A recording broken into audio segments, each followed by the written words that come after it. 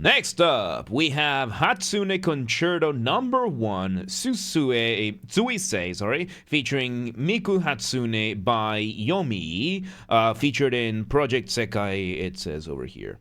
Once again, everybody, this is a Basterd's LFA, a layman-friendly analysis. I'm a professionally trained musician and composer, and my objective here is to explain things in a way so that you don't have to be one to understand what is happening here, musically. So, if you like the sound of that, make sure you're following the channel, subscribe to the channel, whatever thing you use, like the video, share, leave a comment, turn on notifications, become a member. Once again, everybody, don't forget to join the Discord server, join the Patreon, subscribe to the gaming channel, subscribe to the Reacts channel. How to request songs if you're not in the live stream, members getting early access to the content. I have a spiel for this and a bunch of other things later down in this video, so stick around for that. Disclaimers showing on your screen right now, so go ahead and pause the video to read them in full. Otherwise, please be patient with me. I am acoustic and guitarded, so please keep that in mind. And I told you the purpose when it comes when we were doing this. There you go. Let's go.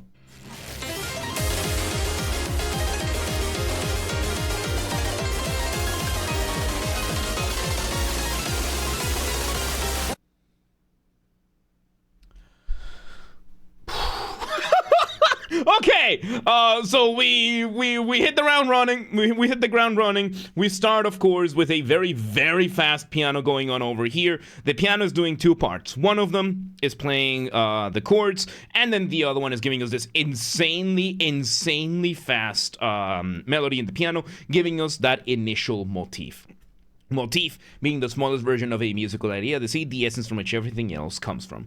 Then we're having the drums there in the background giving us the drum beat. The second round we are doing what sounds to be on top of what the piano was doing. We get an elongation maybe of what the piano was doing, an elongation in octaves, right? So elongation is when you play a slower version of something you've done before. Then we have the concept of parallel motion. Parallel motion is a way to measure counterpoint, right? Counterpoint is to study the art of melodies, how they are, how they develop, how they interact with one another, usually in the context of having two or more melodies playing at the same time.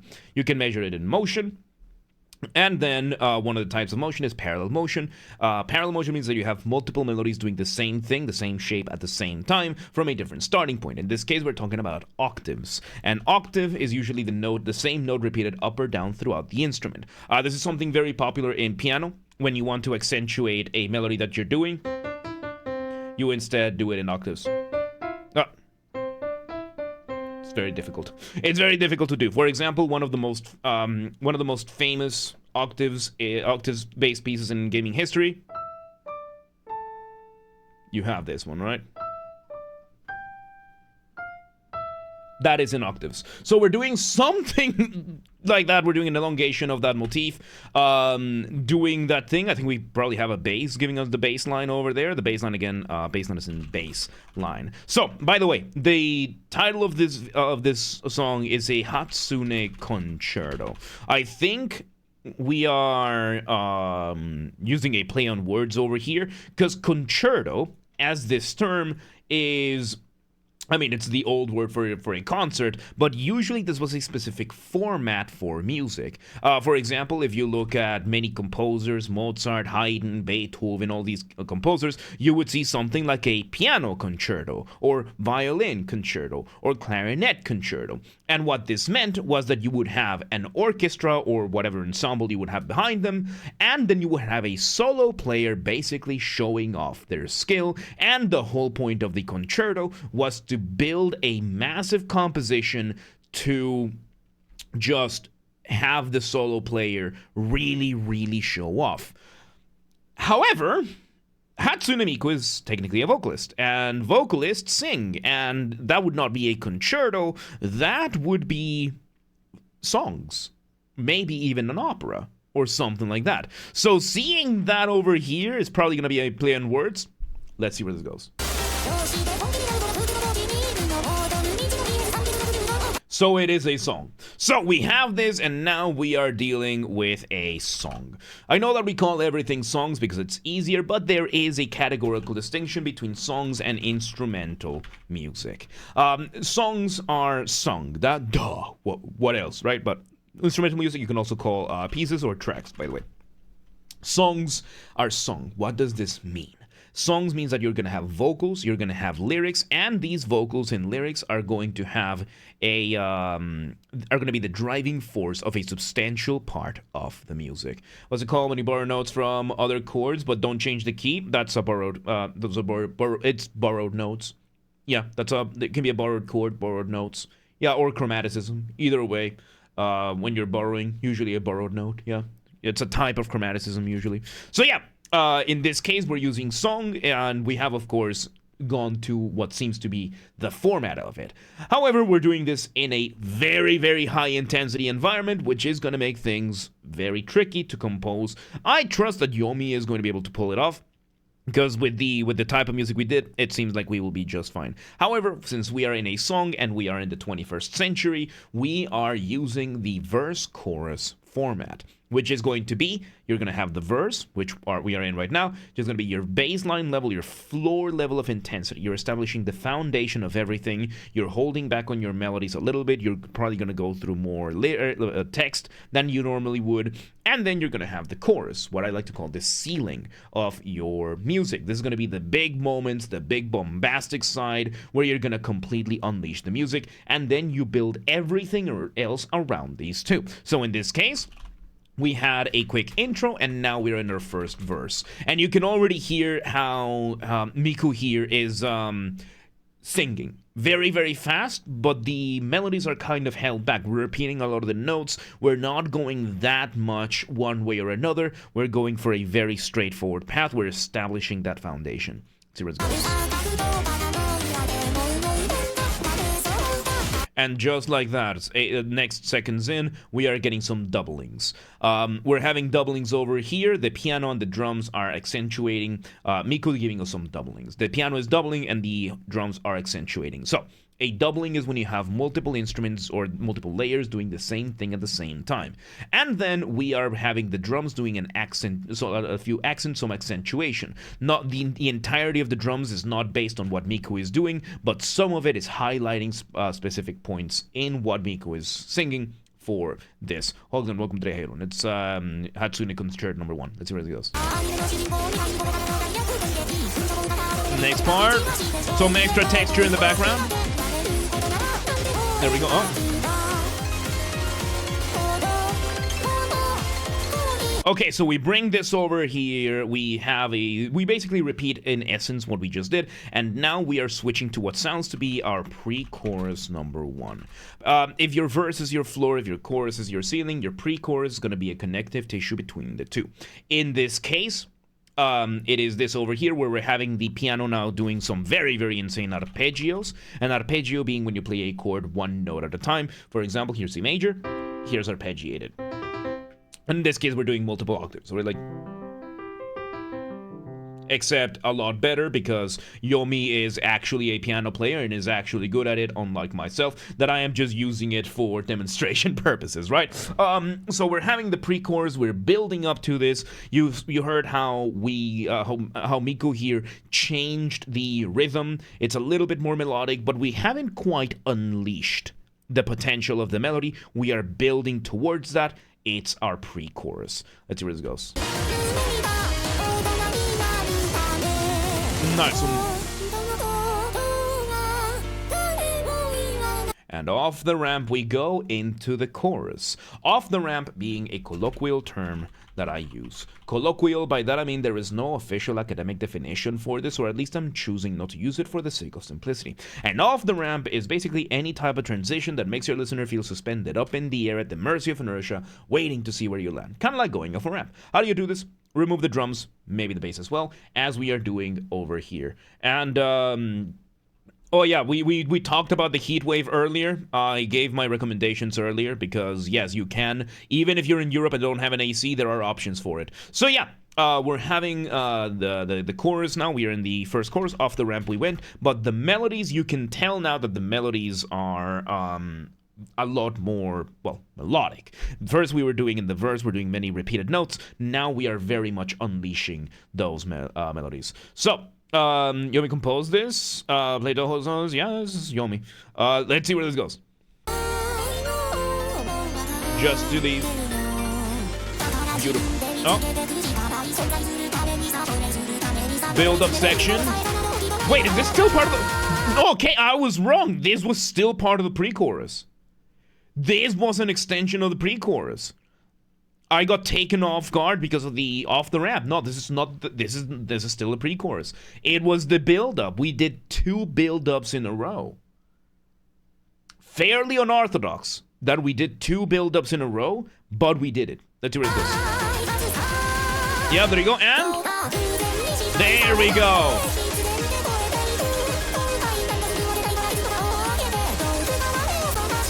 So yeah, there you go. Yeah, I was wrong about the previous section. The previous section was part of the pre-chorus. Now we are in the chorus, and you can hear we have brought in the background, we have a synth now, very high, a little bit higher up, playing those chords very beautifully. We're having the piano a lot more dynamic. We are unleashing these beautiful melodies. Even if we still have some of those repeated notes to accommodate the syllables, we are really, really, really bringing all of the melodies over here. And by the way, in a way, we are also doing a call and response between Miku and the piano.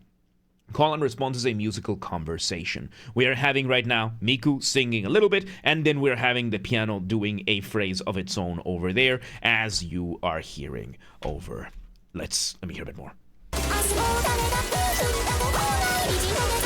And just like that, a direct modulation. It hasn't been 2 seconds! Okay, and then we do a direct modulation. Modulation is usually something that we do in harmony with your chords when you go from one key signature to another key signature. Basically, it's just the scale that you might have. Let's say if you're in C major, the white keys in the keyboard. That is going to be the chords that we have.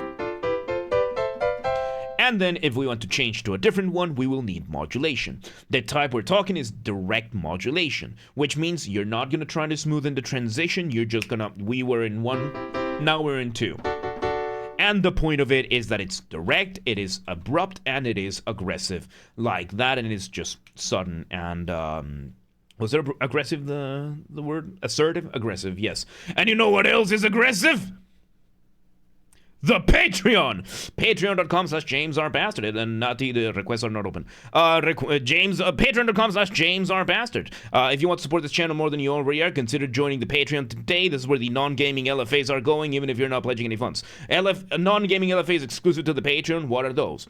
Anime, film, TV, label, music, the kind of stuff that we usually don't do on the main channel on YouTube. Why? What we do is inherently fair use. That does not stop bad actors, such as record labels, film studios, individual independent rat scammers out there from abusing the copyright system on YouTube. So in order to just not deal with that for these LFAs, we're putting them here on the Patreon, exclusively on the Patreon. Free for everyone to watch, with paid members, citizen tier, and above, getting early access to the content. So, if you want to support this channel more than you already are, and you want to watch these extra LFAs, join the Patreon today. Consider becoming a paid member today. Thank you to those who are already members, especially those who are paid members, particularly Real Nemesis, French Guy, and Amir. Your support means the world to me. For everybody else, become a member today. Consider becoming a paid member today. Patreon.com/JamesRBastard, linked in the description down below. Patreon.com/JamesRBastard, become a member today. Alright, back we go. Let me just write down the name of the naughty, because, yeah, naughty, there we go. Requests are not open. And we're not going to do Enrique Iglesias.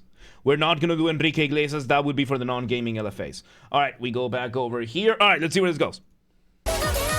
Continuing the chorus. We slowed the drums a little bit there, and off the ramp. And off to our first break.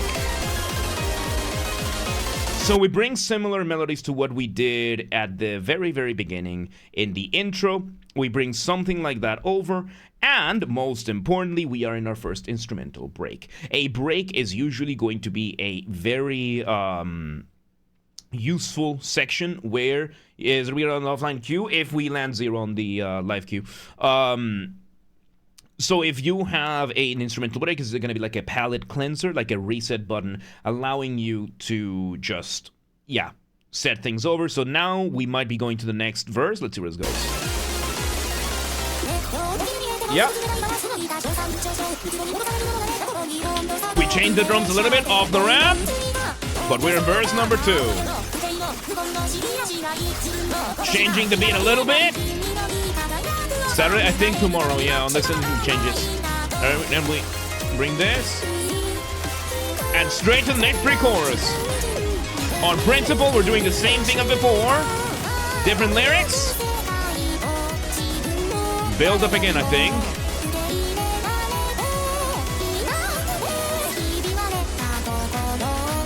No.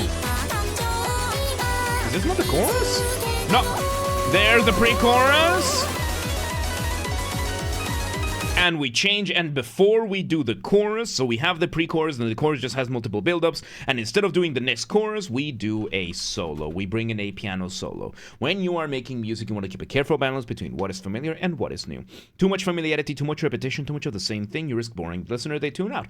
Too much new material too quickly, you risk overwhelming the listener, they tune out. There is one universal exception, no matter the style or genre, which is solos. You bring in a solo, and as long as it sounds cool enough and it fits enough, you can get away with almost anything. Electronic music has an additional one, which is dropping the beat, same principle. Which means the principle of familiarity and new material become more relaxed. Just means you're not going to be able to get away with everything. You will be able to get away with everything. You won't be able to get away with everything. You will be able to get away with quite a bit. And in the case of a solo, what we are doing here, form-wise, for the structure of the music we are doing, we are bringing the solo as a free section. You can put a solo almost anywhere you want, and it technically counts as it's not there. So after the pre-chorus, we have a solo, we could add the chorus, and it's not going to change much.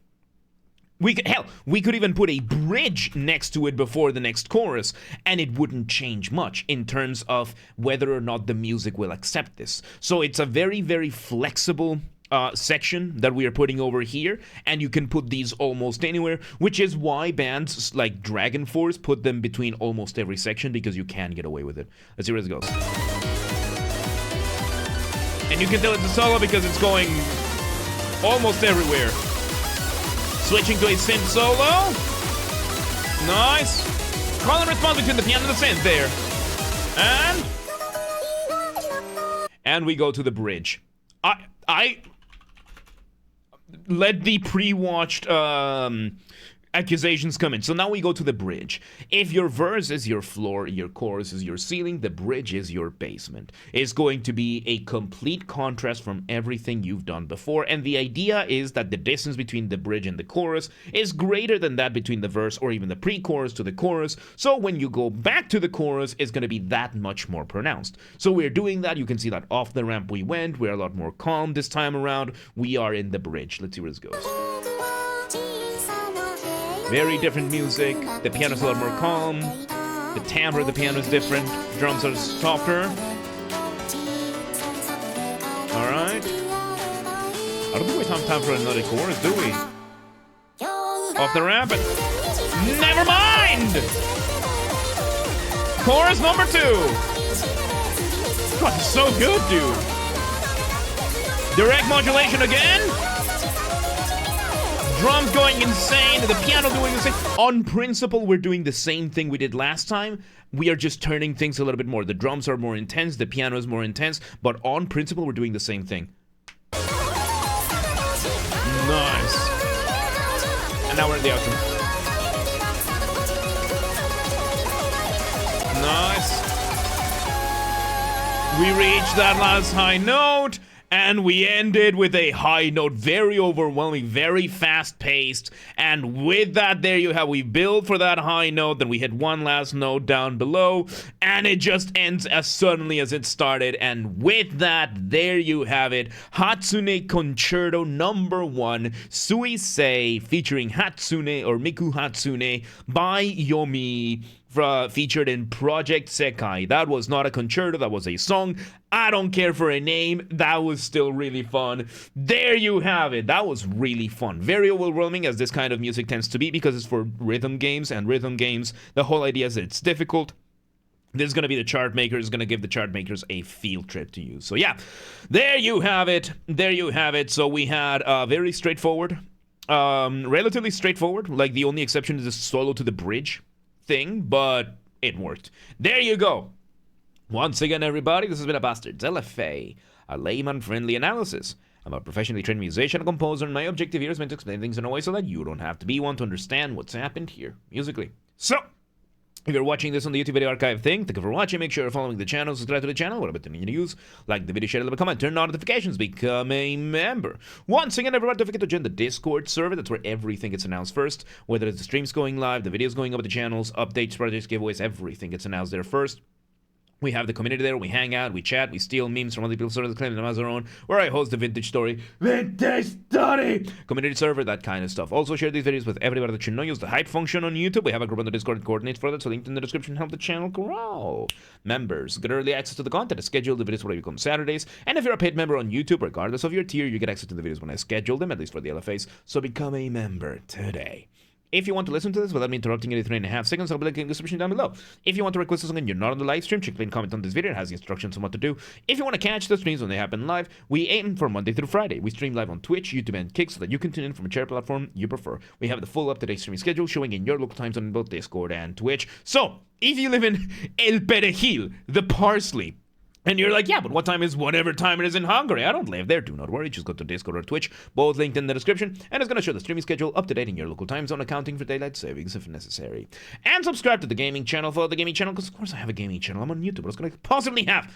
Games are Basterd. So up with the gaming after show recordings when they happen. We play games on the late part of the stream, and then the VODs for every game we play live eventually end up over here. So subscribe to the channel, linked in the description, or search on YouTube, same username as James R. Basterd, so the J for a G, and you got it. And subscribe to the Reacts channel. The LFAs are React format. This is where we are putting the reacts for everything else. James Reacts Basterd. Subscribe to the channel, linked in the description, or search on YouTube, same username as James R. Basterd. It's in the R2 Reacts, and you got it. Thank you again for 800 subscribers. I really do appreciate it. Very fast. There you go. And yeah, there you have it. Hatsune Concerto. That was really fun. Yeah, for not having that many cores, only 2 cores, and that worked perfectly. Really good stuff, man. Really fast paced, but I really enjoyed it. Good stuff. Good stuff. But yeah, let's move on.